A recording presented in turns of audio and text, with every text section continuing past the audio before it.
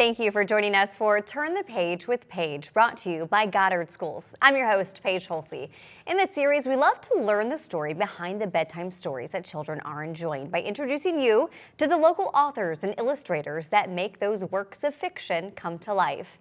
Who doesn't love an underdog? Well, in Dillon Clark's newest release, Stonks and the Ginormous Jorts, you'll be cheering on Stonks, Dodger, and Barry the Bunny on their electrifying journey in search of musical glory. Author Dillon Clark from Litchfield, Illinois joins us in studio today. Thank you so much for being here. Thank you for having me. Okay, so jorts, as in jean shorts, you're bringing them back in style, right, it seems right. like. Where did you get the idea for this story? With every purchase of the book, everybody gets free jean shorts. All the dads will love it. Yes, yes. All my books kind of follow Stonks the ape, kind of like Curious George follows Curious George around, and his best pal, Dodger the dog.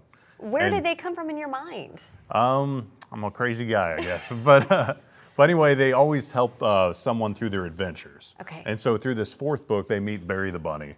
And Barry has always dreamed of being the best drummer that the world has ever seen, but no one takes him seriously because he's too small. And everyone knows bunnies can't be drummers, of course. And so anyway, through the encouragement and support of Stonks and Dodger, Barry faces his fears and becomes the best drummer that the world has ever seen. And spoiler alert, they do pretty good in the Battle of the Bands contest, of course, that the book's about. And who's wearing the jorts? All of them. They're all wearing dark jean shorts in the book. That's the uniform for Yeah. the band. Well, this is your fourth book, and as you mentioned, they all are following kind of that same theme, encouraging kids to believe in themselves. Tell me more about your other books. So my first book is Stonks on the Moon, and that is about Stonks believing in himself and with the encouragement of his dad. And the whole town works together, and they build a rocket to go to the amusement park on the moon. And then the second book is A Christmas Tale, where Stonks encourages his best friend, Dodger the dog. They go get his family for Christmas. And they realize to do that, they have to go to the North Pole because Santa, of course, will bring them up on his sleigh. Okay. But when they get to the North Pole, the reindeer are sick.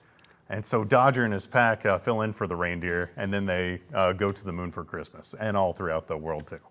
And then the third book is called Stonks Goes the Distance.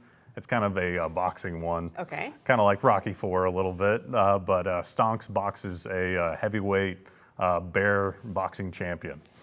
A little something for everyone with Stonks. Yeah, all these books are wild and crazy, but they always have a good message for kids too. Yeah. What drives you to write books for children? Is it something that you've always wanted to do?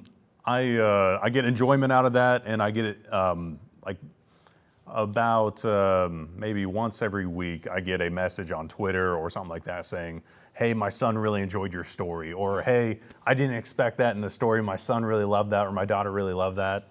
And that's what kind of gets me going. I made it for fun at first, but now whenever I get those messages, it just kind of inspires me more. That keeps you going. Yeah. And now I'm sure that you want to make this as big as you can. What's next for you and Stonks too? So right now the fifth book is getting illustrated, and it is a Western. So it's called A Fistful of Stonks, kind of similar to A Fistful of Dollars, the Clint Eastwood movie. But we're doing that. That'll be fun.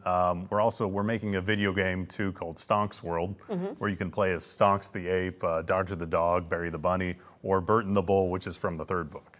What do you hear from kids? Like, what do they love about Stonks and his team? What do you hear again and again? I think kids just like enjoyable things, but they also, what I've seen is they like to be treated respectfully, like as adults. And these books don't really dumb it down for the kids too much. It just kind of treats them as equals, and it's just a wild, crazy time. Yeah. And usually has a good message for the kids too, to believe in themselves and to kind of try to fulfill their dreams. And in this one, you're rooting for the underdog, right? So that makes it fun, of course, too. yeah. Okay, before you go, my favorite question, I want you to recommend to our viewers a children's book from another author, whether it's something that you grew up reading or maybe kids right now are into. That is a tough one, but I'd have to go with If You Give a Mouse a Cookie.